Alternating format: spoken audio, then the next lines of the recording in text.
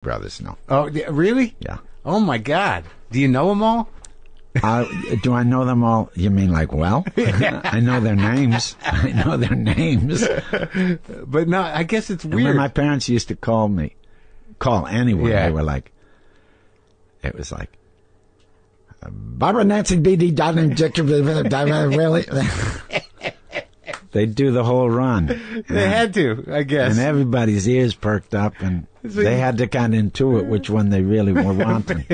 my mother did that with animals. There were several dogs and a couple cats. So you know the thing. It's a little insulting, though, with the animals. I mean, you should know the difference. It's not insulting for people. Well, you should know the basic difference between a pet and a child.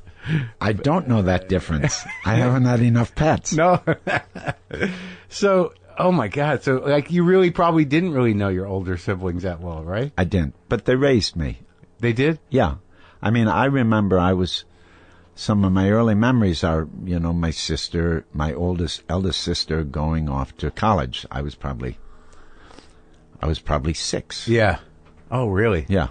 That's sad, man. It must be sort of... No, but also... You saw them all go.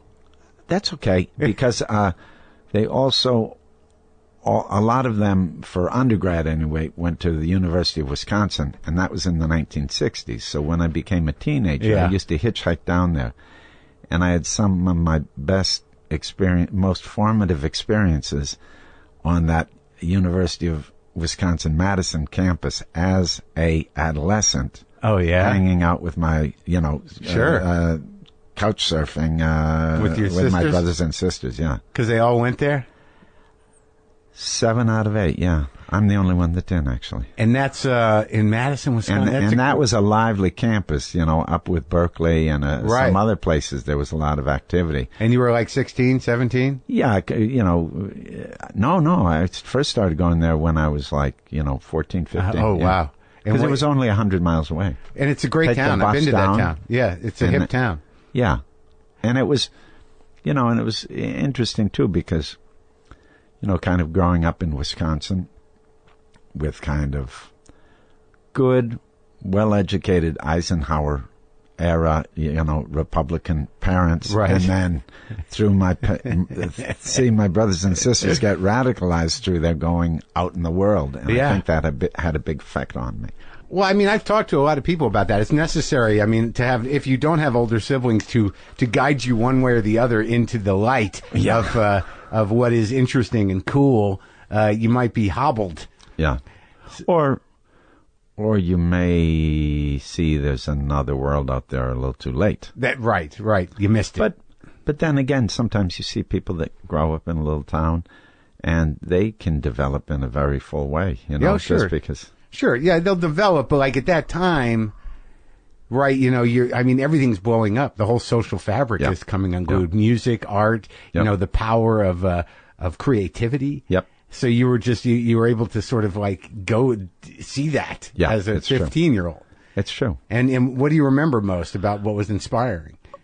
Well, just a kind of questioning and protest. And also I remember, this is a kind of funny connection, but I think one of the things that made me I started making, working with a small avant-garde theater company. That was really what, started me as an actor. In Wisconsin? And continued for many years. Started in Wisconsin, but then more notably in New York and with the Wooster Group. Right, but like that stuff in Wisconsin, was it like it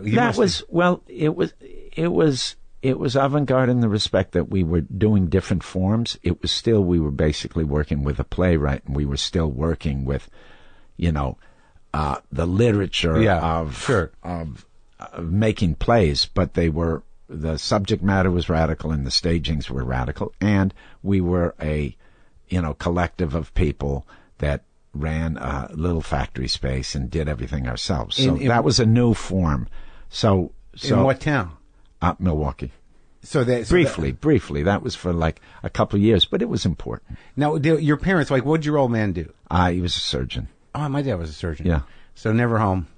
Never home, and my mother worked with him, and she was a nurse. And she'd do, he had a clinic, and he'd do the lab work, and because they were in the center of a kind of agricultural community. Yeah, You know, it was a town of 50,000. That was kind of the hub.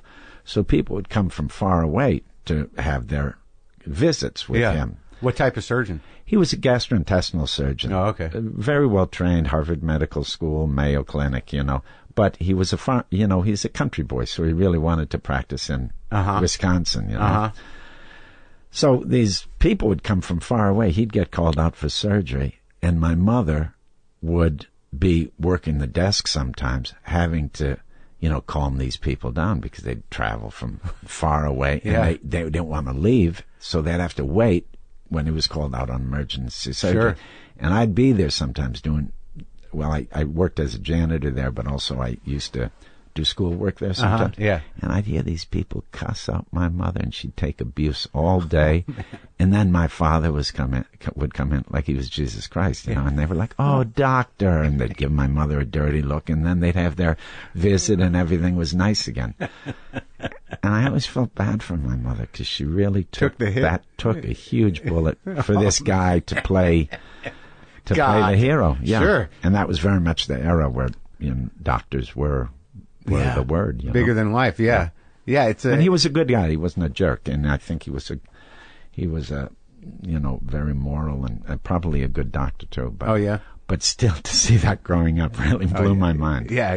The reverence and the sort of dismissal of your mom. Yeah. And you know, kind of. Yeah. The service, the sexism. There were lots of stuff in that. Oh, yeah.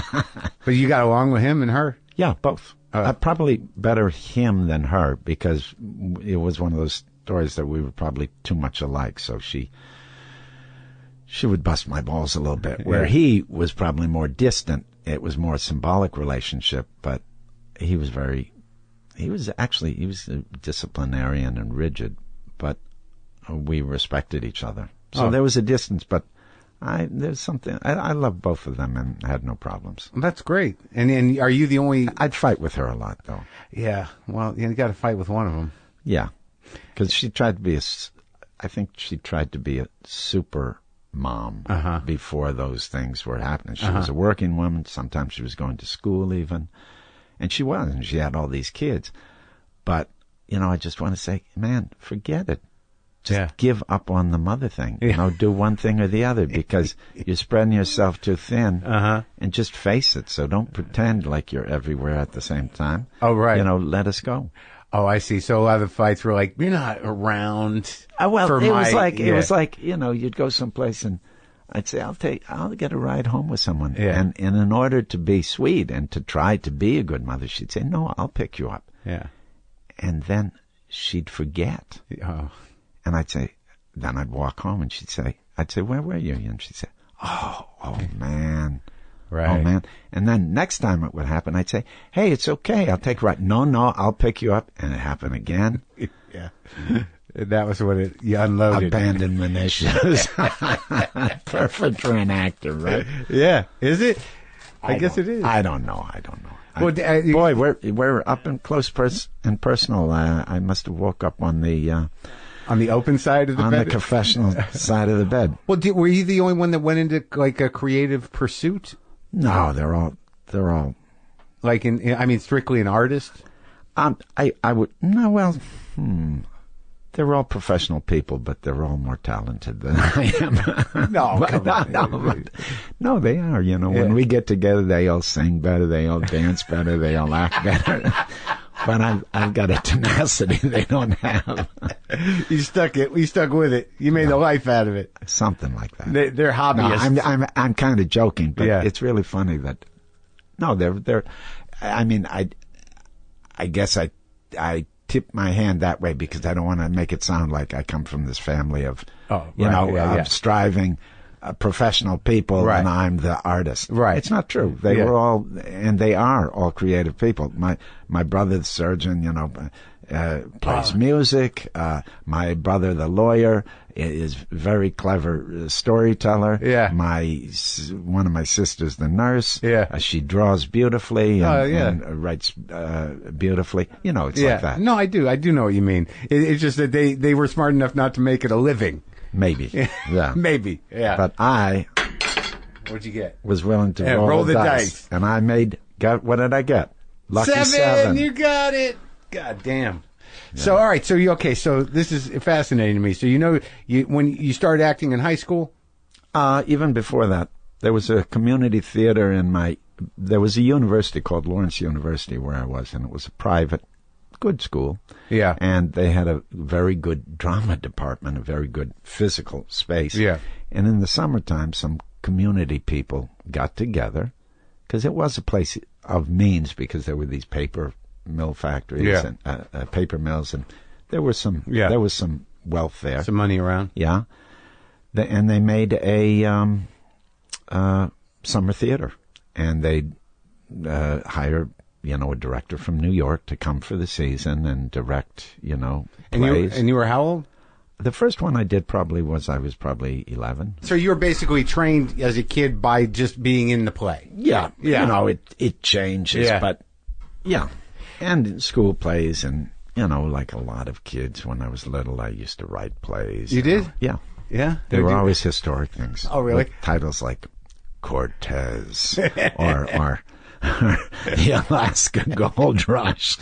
They were very short. Uh-huh. I always wanted to do the action stuff, but couldn't ever quite beef up the dialogue, because I wasn't really interested in the psychology. Yeah. I was interested in the doing. Yeah, sure. The doing, not the showing. Yeah. Which came a cropper later. Yeah, but have you done a lot of writing in your life, or not really? No, not really. I mean, no, not really. So after the experimental theater in Milwaukee, after doing, I would imagine that once you finished high school, you kind of committed to it. Not really. No? What happened is I left high school early, and I was kind of in between things, didn't know quite what to do. Even considered joining the Army, as weird as that sounds. And this is in the mid-'60s or late 60s? No. Hey, I'm not 80, guys. This is 72. Okay, I'll 73. Sorry, yeah. I just knew there was another world out there, and I wanted to find it, Yeah. So I started taking classes at university. Where? In Madison? No, in Milwaukee. Okay. Because I had a brother-in-law, or a future brother-in-law to be, that was there. And I stayed at his place and started taking courses and being in plays. And then these people from this Theater X saw me in that and said, you forget school, come work with us. And I did for a little bit. Yeah. Then I did that for a little while. We got picked up by a European producer, so it was exciting because I was like 18 years old and traveling in Europe with these shows and things. And I was seeing all these shows from around the world, particularly at a place called the Mickery in Amsterdam, which was very well funded with a real visionary producer who would go all around the world and select things and just bring them to his theater. What type of stuff?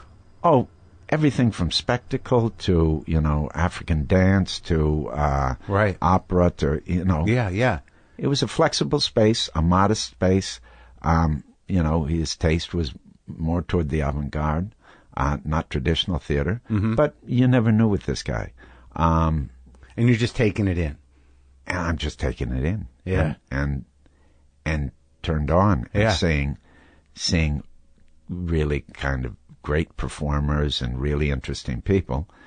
And I think that's when you're at that age, you want to be with inspiring people, cool people, people that are kind of supporting this new education you're having. Sure. So, I go from a middle class, secure guy from a big family with, kind of a track laid ahead of me that I should be follow the tradition. Yeah.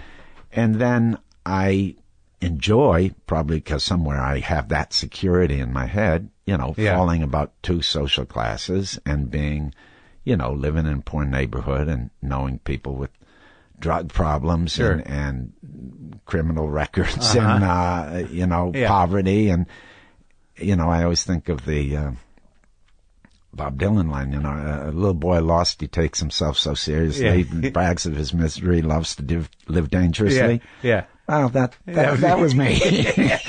It's you want to get dirty. Sure, of course. You want to get dirty. I can relate to that. Because dirty feels real. Yeah, I can relate to that. That's absolutely right. You didn't come upon it authentically, but you could visit it. You were reaching. You knew there was something there. Yeah. And you wanted to know the other narrative. Because you were up to here with the narrative that was fed to you. Yeah.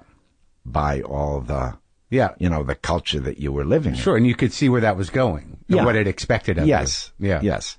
So, that's where we are. And then, I just felt I loved the people at Theater X, but I had an ambition. Yeah. And I really then moved to New York, I think, to be a traditional theater actor also. I thought, this acting thing, I like it. Yeah. And if I'm going to do something, I better, get serious. Yeah. And go to Mecca. Yeah.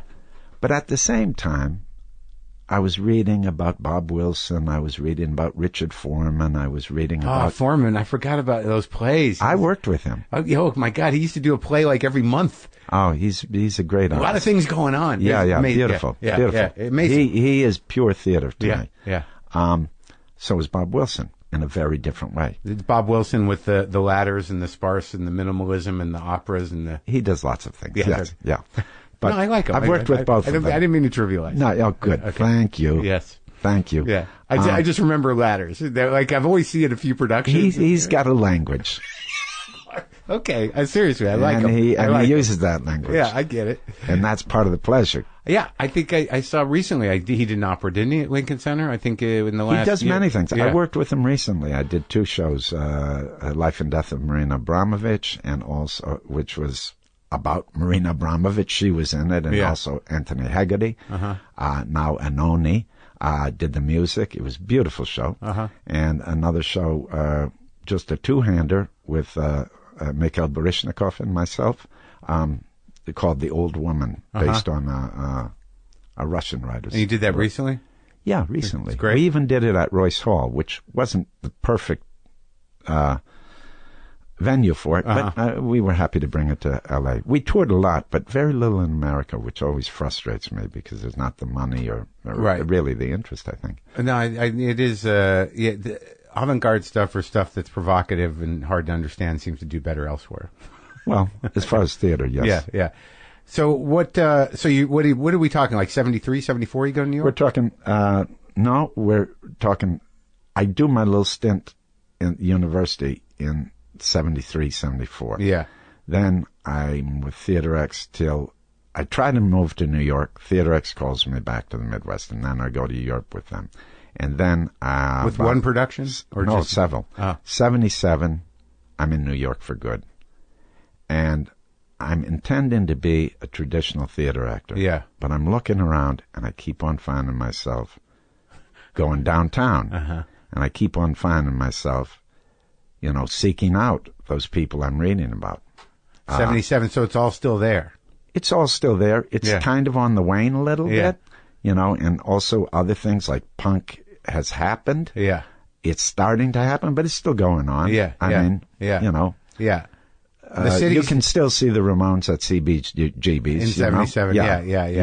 You can see television. Yeah. You can, you might go to a party and, Warhol's David still around. Byrne may get up and do something.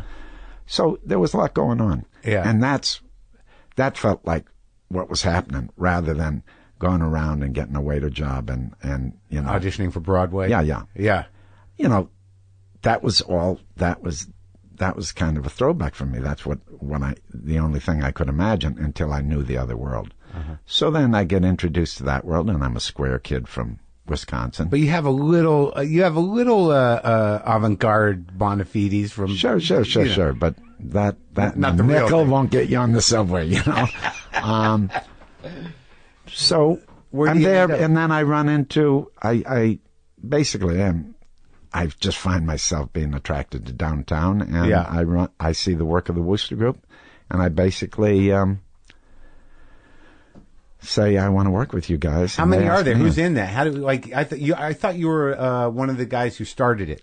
Yeah, well, it was born out of another group. Yeah, which called was the Performance Group. And who was the guy? That was Richard Schechner, and then people that worked with him. Yeah, that was started in like '67. Old school.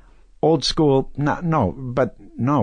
old school avant-garde. Right. You know, That's nudity, confronting the audience, kind of a little bit more in the living theater tradition. Like Julian Beck? A little bit. Yeah. I mean, it's not the same thing. I shouldn't say that, but just for your audience, maybe that broad's right. Okay. Yeah. It's not regular plays. Right. It's in the world of the avant-garde. Yeah. And it's political. Yeah. Okay. So I start with Richard, and then there's a group within the group that becomes the Wooster Group. The Mutiny. And that's led by Elizabeth LeCompte, and the principal other person is Spalding Gray, also Ron Vaughter, Libby Howes, Jim Clayburgh. It's a group of people, and they start to make work as a sidebar to Richard. And soon all the energy, all the resources, and all the interest kind of shifted to them. And Richard also I fell in love with Liz LeCompte, the director, so my interest and resources and everything shifted to her. So, like the dirty turncoat rat I am, I started hanging out with them. Yeah. And then Spalding invited me to be in the next piece, and then I started working with them in a run that lasted 27 years. What was that piece? That piece was probably the first one I did was Nay at School, but the first substantial one, where, you know, I was really a principal performer and maker, was Point Judith. What was a signature, like, you know, because I've seen Spalding Gray several times before he died, and I've seen you work. I don't think I've seen you on stage. I feel like I've been to the Wooster Group once, but what was the, you know, what was emblematic of the Wooster Group's work? Well, you know, people use a kind of a misnomer. They talk a lot about deconstruction, because sometimes we would use a text like a classic American play or some text, and we would use it as a thing, play with it, to kind of deal with it in our own terms. Improvise with it? No, sometimes we'd change things. Sometimes we'd cut things. Yeah. There was that. It was also a very physical approach. It was a very architectural approach, because the first thing the director started out with, Liz, was always the space. She thought very spatially, very visually, very architecturally. And then she would bring in a text, or someone would bring in a text, and we'd play with it. We'd find a way to put it on its feet. And sometimes we'd cut it radically, sometimes we'd change it, sometimes we'd lay something over it. And then also another thing that I think people was new, sort of, that we were doing, is we were incorporating a lot of sound and video stuff in kind of non-traditional ways. We weren't hiding it. Right. I mean, one easy example comes to mind. In one show, we had a 93-year-old woman, in the show. Yeah. She couldn't make it all the time, so we put her on tape, and we'd wheel out a TV, and we'd play the scene with her on tape. Yeah. I mean, that's the crudest thing possible, but we were using this technology in a practical way. Yeah. And then, with time, it became more sophisticated and aestheticized, and then even further developed now, because they continue to work. They do a lot with ghosting and playing with a mix of tracks outside that are guiding them, and they're performing, riffing off the track that's either in their ears or they have a visual reference for. Oh, that's trippy. Yeah. Yeah. So it's a very dense performance style. Yeah. It was beautiful work. I haven't seen it lately because I haven't been around. But you worked with them for like 26 years. Yeah. On and off. And I think I remember when is it possible, did they get a new space in the late 80s or? No, we had this small space called the Performing Garage. Yeah. That still exists. Yeah. But I think as the technology grew, the playing space got smaller and smaller and smaller. Yeah. And the other thing that I forgot to mention. Yeah. It was a real company. Yeah. The people were working there every day. Yeah. And that gave us the ability to show things in progress, and it also gave us the ability to bring back old shows and put them next to new shows. So it was about a whole fabric of work. It wasn't just knocking off doing shows. Right. It was about a whole body of work, and they kind of had conversations with each other. Right. And that was beautiful for anyone that was really followed the company for a long time. It was its own world. Yeah. Yeah. You know, we had a space called the Performing Garage. Yeah. And it got kind of small, and economically it became very difficult because we wanted to keep our ticket prices reasonable. We made our bread and butter through international touring, but even now I think it's a struggle, and through corporate, support. giving. Yeah. But it was a struggle. And but there's a new space now. It's not just a garage. No, they have the garage, but they do perform at Baryshnikov's space. Oh, okay. They have, and they have also performed at St. Anne's. Oh, they do a residency, like? Yeah, a little bit. Mm-hmm. I stopped working with them like in 2003, which is quite a long time ago. But they really formed me. Right. And you did a lot of that international touring with productions with the Worcester Group? Oh, yeah. And we were probably, sometimes we were 3-4 months out. With a show that you put together or built in New York and you take it out? Yeah. And then it got to the point where Europeans would commission work. Oh, yeah. And we'd make a piece, and then we'd owe them, dates. And it was a good arrangement because that would keep us going and would also give us deadlines. What kind of entities would commission pieces? Theaters? Theaters, public funds. Because particularly in places like Germany, Belgium, some Scandinavian countries, also in Asia, there's either theater festivals or there's theaters that get a lot of public money just to bring stuff from outside as a pleasure to because they believe in culture. Right. It's they believe culture is like education. Right. It's like what turned you on from that guy in you saw in Milwaukee who brought that stuff there. Yeah, yeah. Like world theater, world things, things from outside. Yep. It's a beautiful thing. Well, when did you start doing the movies? 79, I think. I mean, I had kind of a false start that through a series of real complicated things, I was like a glorified extra in Heaven's Gate. So I was on that movie for about 3 months. Where did that shoot? Up in the Midwest somewhere? Mostly around Kalispell, Montana. Also in Idaho and some other places.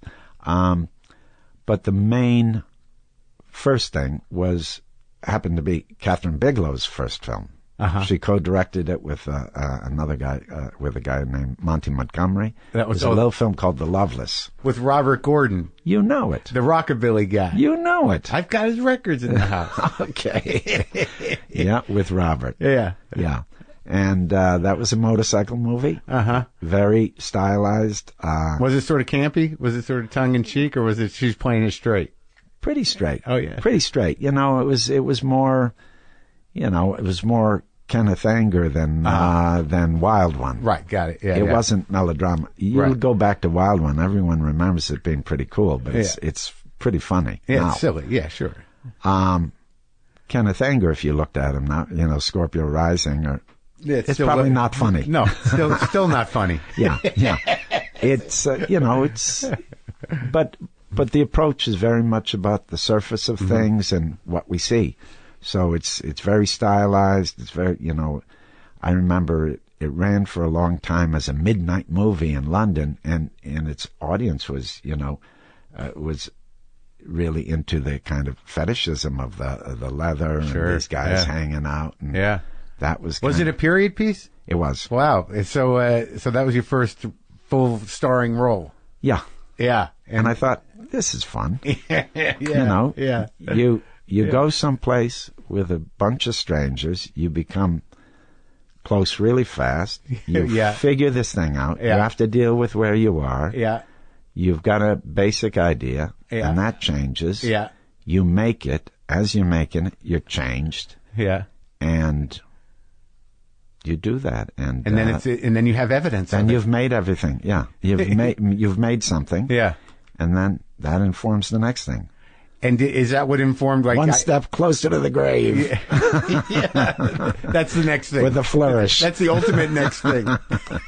But is that what got you hooked? Well, not hooked, but I mean, like, because like Streets of Fire is another kind of leather adventure in a way. It is, and the funny thing is, because I had Walter Hill in here. Walt's very cool. Yeah. That movie was so much fun, and he's great. I loved him, and that was a very special movie for me. Walter Hill was friendly with Catherine. And I think Catherine showed him a little piece of Loveless. Yeah. And he got the idea to cast me in Streets of Fire, which was my first studio film. Yeah. And, so that was, and then really out of that, then I started saying more. I got a manager. A woman called me up. I was in the phone book still then. New York. In New York. And she called me up after seeing The Loveless at a film festival. Uh-huh. And she said, do you want to do some more of this? I think I can help you. Yeah. So a combination between her name was Phyllis Carlyle, and Catherine showing Walter Hill this little piece from The Loveless. That was like the beginning of my journey, professional career. Professional film acting career. Yeah, I loved it. Well, I mean, I'm trying to remember the first time I saw you. I guess it might have been Platoon, but I remember being extremely excited about, because Friedkin hadn't made a movie in a while when To Live and Die in L.A. came out. Right. And when, like, me and my friend were kind of film heads. We're like, Friedkin's doing a movie. Yeah. Willem Dafoe's in it. And like, we went To Live and Die in L.A. happened before Platoon. Oh, so that was it then? Yeah. That was the first one. Yeah. That I can't, like, I was in high school. And we were thrilled about it. Cool. And we're really thinking about it, man. You know what I mean? Yeah, that's fair. It's a good movie. It's a good movie to think about. I watched it again recently, and it holds up. And I talked to Friedkin in here. He's great. That was a hell of a 3-hour thing. I bet it was great. Yeah. But like that movie was challenging. I think in some ways because it did. You know, it had a lot of provocative stuff about morality and about... it's funny because one thing that I remember, and maybe this may or may not be important, but it was sort of a critical failure initially. Mm-hmm. And one of the things that was fairly consistent in the criticism, and I read criticism in those days, was this movie is basically misconceived because there's nobody to relate to because everybody is just awful morally. Yeah. Who do we?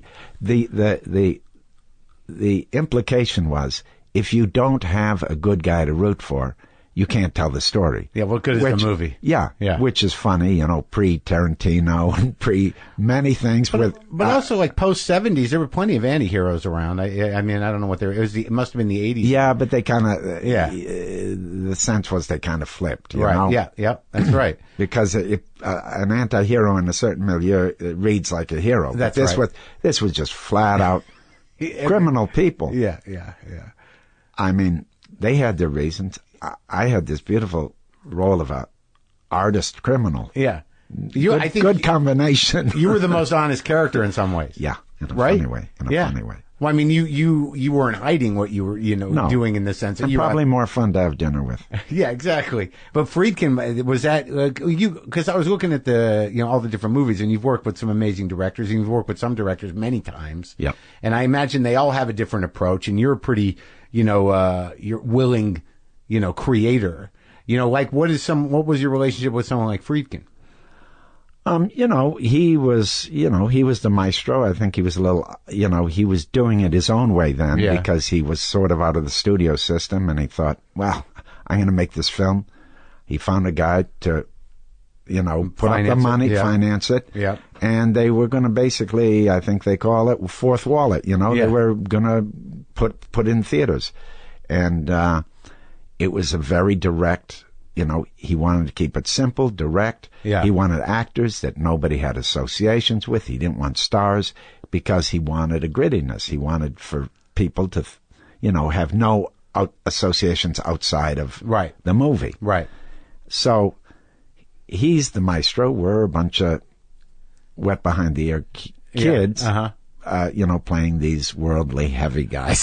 So, that's where the acting comes in. Was he a hands-on kind of director? Very much. Oh, yeah. Very much, yeah.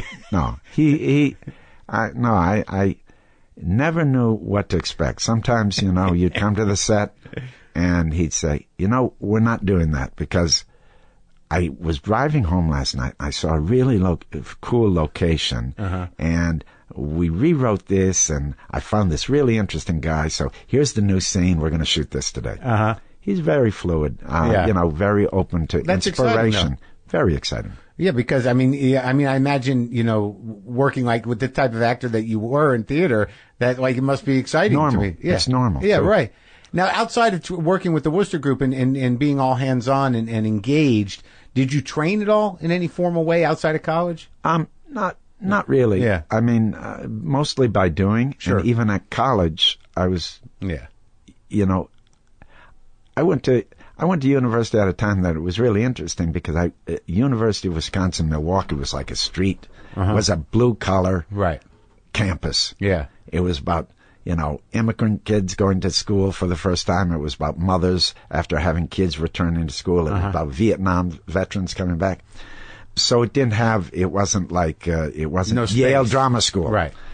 But you had lots of different kinds of people. Yeah. And also the faculty was very eclectic. And I think that really had a stamp on me. Sure. Because, there's no one way. It keeps a flexibility and an appreciation that there's many ways to skin a cat, you know? Sure. And sorry, you love cats. Oh, no, you can skin a cat. Okay. Metaphorically, I can handle it. Okay. That just occurred to me. No, okay. I'm a big boy. Okay. Take it personally. Okay. So, that's worth mentioning. Yeah, sure. I need you to explain a couple of things to me. Uh-oh. No, not. I mean, you did 2 movies with Oliver Stone. Yep. And Platoon was a huge break for Yes. you. Yes. That was a life changer. Very important. Yeah. Like, I just turned that movie on the other night, and it was in the middle. I was flipping through cable, and it was right at the scene where you get shot. And it's like one of the most brutal moments in film in some weird way. Just completely, that sums up some part of the Vietnam experience. Yeah. And then you did, you had a nice part in Born on the 4th of July. Now, working with him, it would seem to me that him and Friedkin in intensity are similar. Yes. Yeah. And when you did Very different, but similar in intensity. right, and how did when you were doing Platoon, entering that world and seeing that script and knowing what was going on, what were your feelings, about doing it? I was really excited. You had this guy telling a personal story. You had all these Vietnam vets, including Oliver, advising you and training you. You were playing soldier. You grow up. I was born in 1955, so I grew up with, World War II movies, Korean movies, and then Vietnam. And then you lived through Vietnam, and I'm just old enough. I think my year was the last year of the draft. Yeah. But this thing of being a soldier is part of our culture. Look at our military spending. Yeah, you can't escape it. And I think as far as also stories and fantasies, and it's all wrapped up in there. So the opportunity to play in this story that's personal and lets us kind of tell the story of these people, it was thrilling. Yeah. And it was a great story. And there was, you hear these things, but there's such camaraderie, and it was a young cast, that once you got there, Hollywood, it was a million miles away. We were just a bunch of kids playing war and trying to figure stuff out, but guided with this story. And was that Berenger? He hadn't done a lot either, had he? No, he was the old man of the group. He was a well-known actor, and he had done many things. Big Chill, maybe. I can't remember. I don't know, but he was the most well-known actor. And it was Sheen and Charlie Sheen, who was still fairly new. He's great. And then a lot of first-time people. Yeah. And then he did Born on the 4th of July, which was an after Vietnam movie. Yeah. And but I guess the guy I want you to help me out with, because I'm sort of fascinated with him. Yet, and because you've done 4 movies with him, you must have an understanding of what's compelling and what's, Abel? Not Abel, Paul Schrader.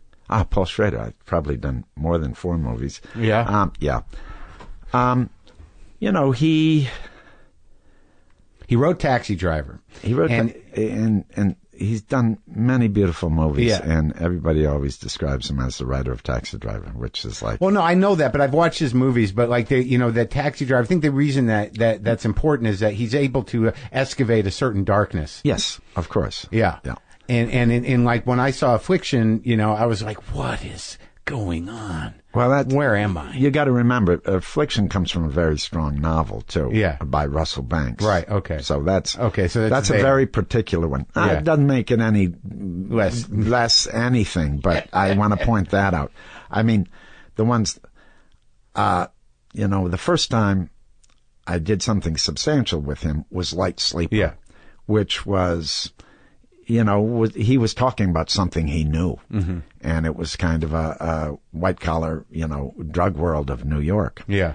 And it was thrilling, to play that part, because it was the kind of part that, that guy could have been me if my life was different. Sure. And also, I shot very little in New York, and it was a very, naturalistic in its style for the most part.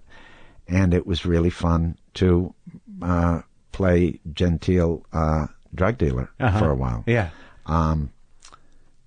A guy that was searching. Yeah. And it was a role that hit me at the right time, and it meant a lot to me. But his style is very, a little distant. I think Schrader? Yeah, he deals with very hot things in a very cool way. Yeah. And I like that. Yeah. Because it makes them burn all the hotter. Yeah. Well, I think autofocus is like a masterpiece. Oh, good. Autofocus is fun. That was really fun. And, that's not a widely seen film, but Paul has a good nose. He really is good at smelling what's in the air, I thought his sort Did you see Dog Eat Dog recently? I didn't know. I got to see it. I didn't know about it. Yeah. And when was that? It's a little wacky. Yeah, 2 years ago. With Nick Cage. Yeah. I haven't seen him do something, I just haven't seen him lately. Nicolas Cage, Nick, he works all the time. Yeah, but he does big, weird kind of franchise movies sometimes. He does. And I don't see a lot of the little ones. I didn't see The Second Bad Lieutenant. Were you in that as well? No. Oh. But yeah, how is he doing, Nick Cage? He seems good. Yeah. He seems good. I think he wants to find, he appreciates the tentpole movies and he's still very bankable, but I think he still wants to do weird movies. That's one way of saying it. Yeah. Sure. Yeah. But like with the autofocus, I saw it a couple times when it came out, and his sort of like that preoccupation with equipment. Yeah. I thought it was pretty fascinating. Yeah, and also I love movies, and like this movie that I'm kind of talking about a lot now, Florida Project. I love that movie. The cool thing about autofocus is the making of the film had such parallels to the film itself. The way we made it informed things so much, because we were making this in the shadow of Hollywood on a shoestring budget. Yeah. About some guys with this, and video, and we're hiring these girls. I don't know. There was something, and it wasn't. It was a reflection. Yeah. It was really fun. A dark reflection. We were able to inhabit this world because we were living it in a parallel way. Yeah, in that scene, like the sort of like there's a moment in that movie that where everything is just broken down to a degree where you're just consumed by this compulsion, the sex addiction. There. Yeah.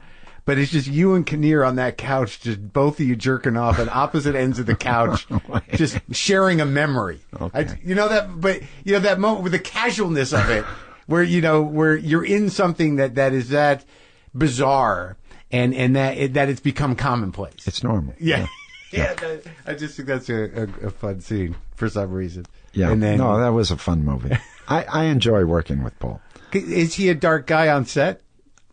No, he's a happy guy on set because he likes to work. But he's the dark guy in general. Yeah. Because he's serious. And Abel Ferrara, how many movies did you do with him? 5, I think, and I'm going to make some more. How's he doing? He's doing great. You know, he's has a nice, clean lifestyle, a new baby. I'm the godfather to his child. Oh, that's great. He's my neighbor in Rome. What is it about his vision that you like so much? I don't know about his vision. I like him. Yeah. And he also encourages the way we work. I really feel like a collaborator, you know? And the sad thing is he's not widely distributed here. So people are really ignorant of a movie like Pasolini. It isn't even present here. Yeah, there's a few of your movies I wanted to watch. I can't find. It's very different. The Lars von Trier stuff is not on iTunes. That's ridiculous. I couldn't find Antichrist. That's ridiculous. Right? We're living in a very puritanical country. That might be a corporate issue, but maybe it is. Right. It is, but they're the same thing. Yeah. Yeah. Because they're the hand of the. Yeah. They're the instrument of. Keeping the machine going. Well, with Pasolini, that shouldn't be the issue. That's just bad distribution, huh? Yeah, I don't know what it is. I mean, you know, you hate to complain, you know. Right, sure. But the truth is, it's really a mystery to me. Because even from a pure, grubby commerce standpoint, if you put that on some platform, you know, one of these video on-demand platforms, any gay kid that's in Iowa someplace and feels like he can't connect with, you know, icons of a certain kind of culture or that express certain things, you know, should be able to see that movie. Yeah, and absolutely. There's enough out there. And besides that, Pasolini was such a brilliant thinker, and whether you like the movie or not, there is enough expression of what he did in the movie that it's going to be worth it. And then you can go see his work. Exactly. And inspire you to see his work. Exactly. Well, hopefully maybe people listening will get out there. I mean, I want to see it. Yeah. Yeah. And I'm also a big fan of Mississippi Burning. Obviously, you know, I could go through all your movies. Okay. You're a little top-heavy on the front, so obviously, you know, you can always tell where people watch movies and where they stop watching them less. Well, let's see. I just didn't get down the list. Oh, okay. I've seen Cry Baby, Wild at Heart. I saw No, I'm sorry. I shouldn't bust your balls, but you get it? Yeah, sure I do. But I went and saw what the new happens film. is when people are young, they have more time. Sure. They're going out, and film was placed in our culture a little differently. That's right. And now, when it's harder to find, sometimes certain kinds of movies, you got to be a cinephile. And also you got to go. You can't watch them easily. Like I didn't see the Von Trier films, either of them, and I'm upset about it because I missed the window. You got to see Antichrist. I do got to see it. Was that a challenging, amazing thing for you? I just think it's a beautiful movie, and it's not what people think it is. I think it's not for everyone, but I think he has such a nose for exploring the unspeakable, you know, really taboos in a constructive way. And he always gets labeled as just being transgressive and kind of a trickster, and, you know. But I think there's something in his character that he really knows how to, you know, look under the rocks. Sure. And he's a great filmmaker. I mean, there's some images and some sequences in that for me are like incredibly beautiful. Yeah, but it's rough too. So I get it when someone says, "Oh, I can't take it." I think I can handle it. Yeah, I'm sure you can. I'm sure you can. He's part of the Dogma filmmakers, right? Yeah, he was one of the main guys. Yeah. But I think, you know, that was a period of time.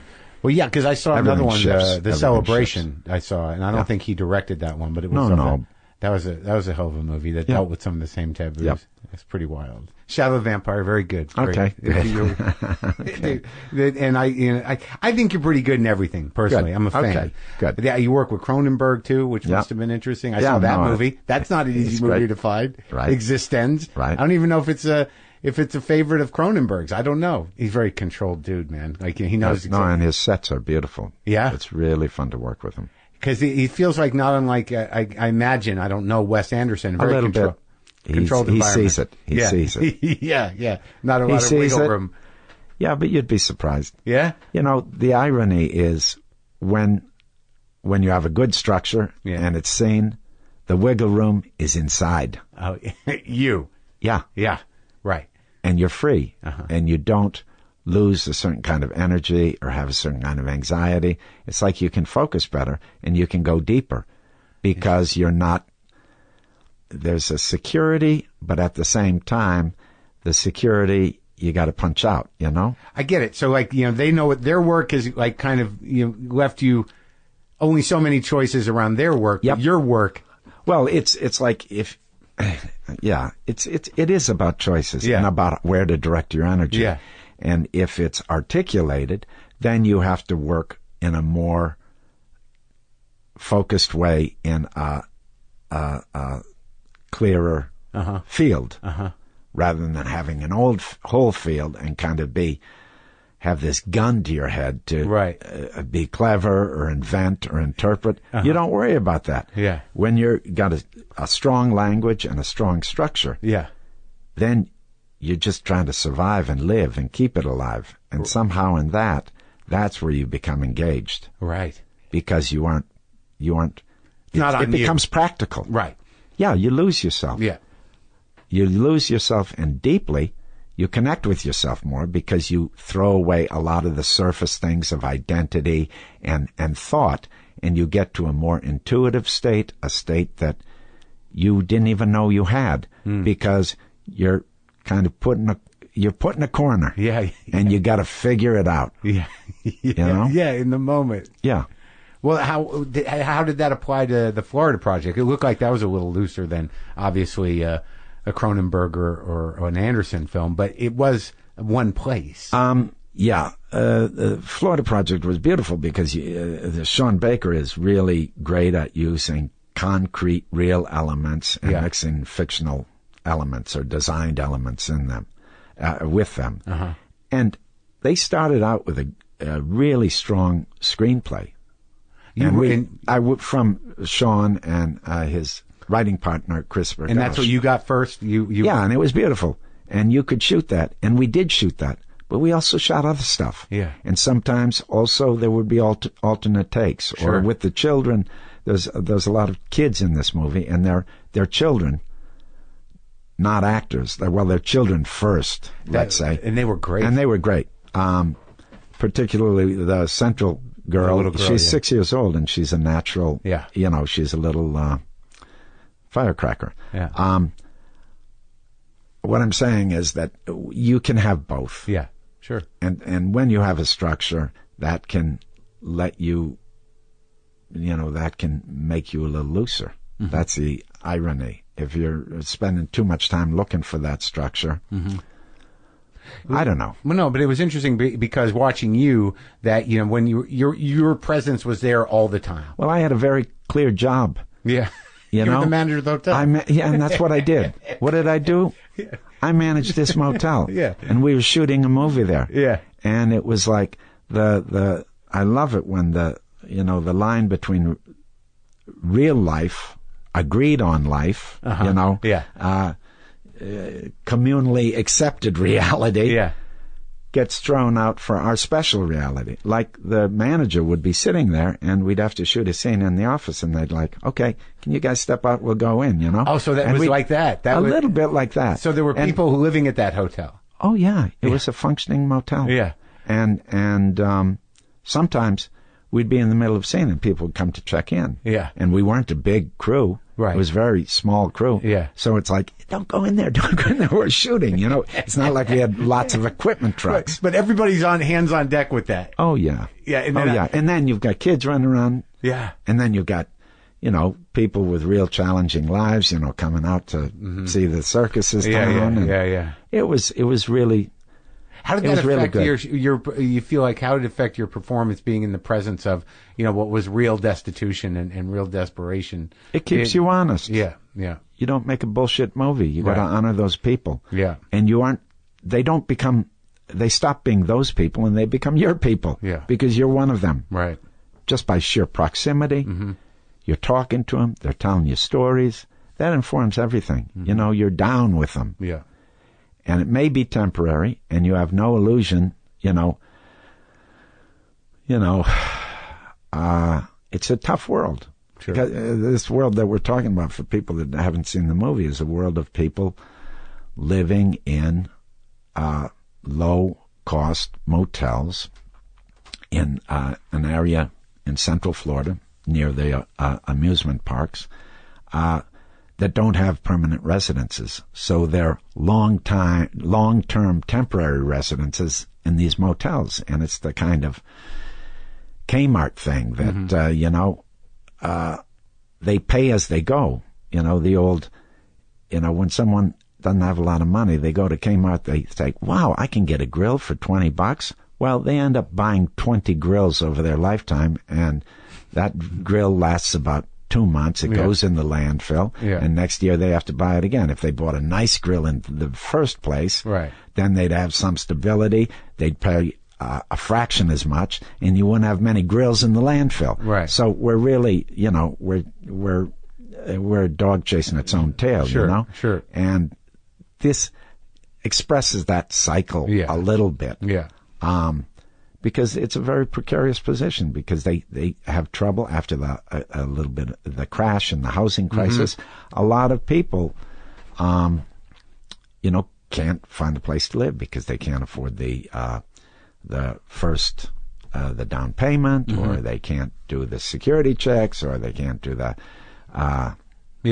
they can't. They've fallen out. Yeah, they've fallen out. They slipped through. And I thought it was fascinating because the kids, the energy of the kids, is what buoys the emotional tone of that movie. Oh yeah, it's the kids are very present, and you see kind of a joyful chaos of the kids. Yeah.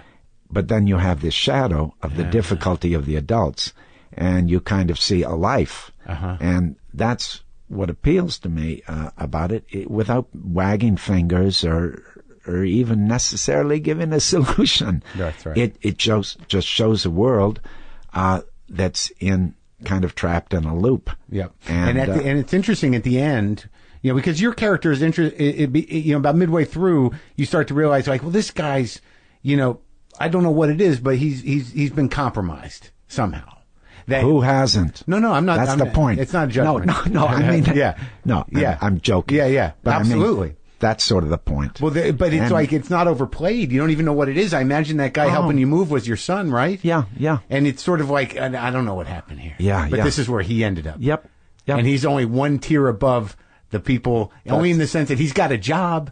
Is the only difference between him and the people living there. That's absolutely right. And I think that's why this isn't, this isn't it's a small movie, but it's not a depressing movie, and it's not a limited movie, because it points to this impulse that we have to try to make good of a limited situation. Yeah. And it's that balance that we try to do between acceptance, but also forging ahead, trying to make it better. And Bobby, my character, is, without telling people before they see the movie too much, but he's a simple guy. Yeah.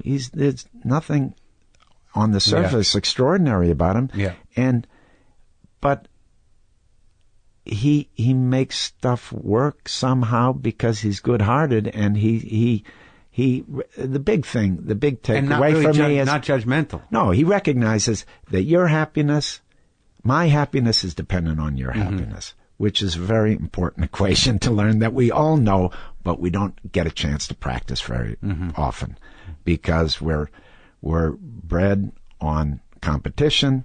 Get ahead of the other guy, If he falls behind, that gives you more room to go ahead, and it's really about cooperation and compassion and helping each other. I tell you, the movie, like, it felt to me a little like some of those movies made about kids in sort of like Latin American movies, and some of the I don't remember titles. No, I like Pichote or something. Pichote, right? Like that. There's these these kids living in poverty in these third world countries, and now they're doing great, but it's not going to last forever. Oh no! And then now there's an American version of that I haven't really. That's interesting. Yeah, it felt that way to me, that, the joy and relentless exuberance of these kids are the only thing that makes this not a depressing movie.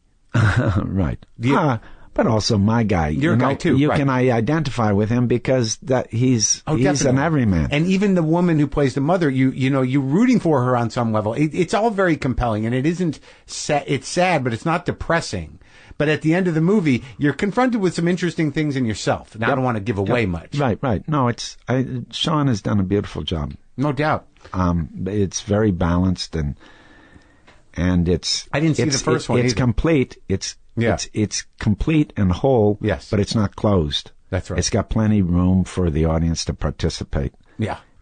That always sounds like a lot of work when you say that to people, but it's a pleasure, I think. Well, I like those kind of movies where, it is open enough for it to challenge a person's individual sensibility without, you're not, it's not a closed system. That's right. Yeah. And what are you working on now? You doing something? I just wrapped on a film called Aquaman. Oh, yeah? Yeah. Is it a big superhero movie? Yeah. Uh-huh. James Wan directing, Jason Momoa, Amber Heard. What are you doing? Patrick Wilson. I play a good character. I play a character that's kind of the mentor to Aquaman. Uh-huh. He's also a politician that is the kind of the Lord Chamberlain or the guy to Patrick Wilson, who is the king. Uh-huh. Interesting. Yeah, there'll be plenty of time to talk about that. But just finished that. James Wan, a great director. Oh, good. Big movie, big muscular, fun movie. And you did the Orient Express? I did the Orient Express. That's a remake? It's a third one? I don't know what they call them. Reboots, remakes, refiguring, reimagining. But Kenneth Branagh, an incredible, a nutty lead. He directed it? Yeah. Oh, wow. And he stars as Poirot. Oh, okay. And it's a fantastic cast.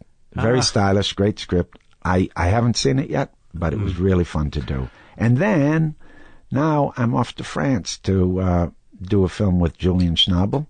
Another one. He did, which one did he? Basquiat. He did Basquiat. He did Diving Bell and the Butterfly. Oh, are you in that? He did. Did a little cameo on Basquiat. I was in Morale, which was his last one. I like Diving Bell and the Butterfly. And he also did Before Night Falls, which is a beautiful film that Javier Bardem was so good in. That's a good movie. Yeah.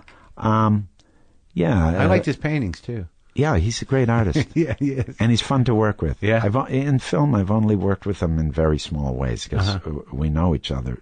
So this is friends. a big way? Is this going to be a big This is a big way. No, it's not a big movie. It's a smaller movie, but it's beautiful. It's Van Gogh at the end of his life. Oh, wow.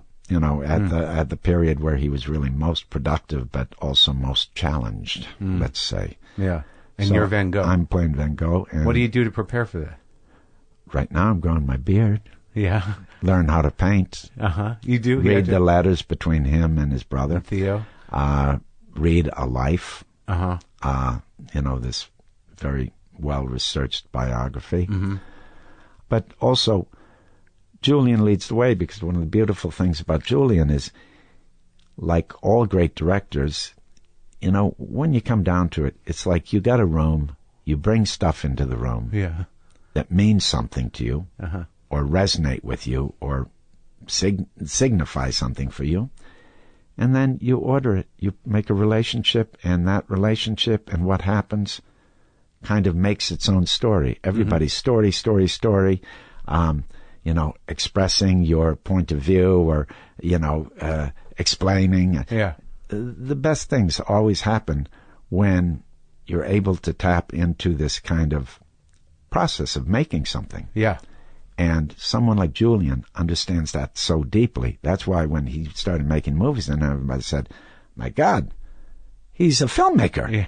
It's like, it's a little bit like, duh. Yeah, of course he is. Yeah, of course he is. Yeah. So anyway, I bring that up.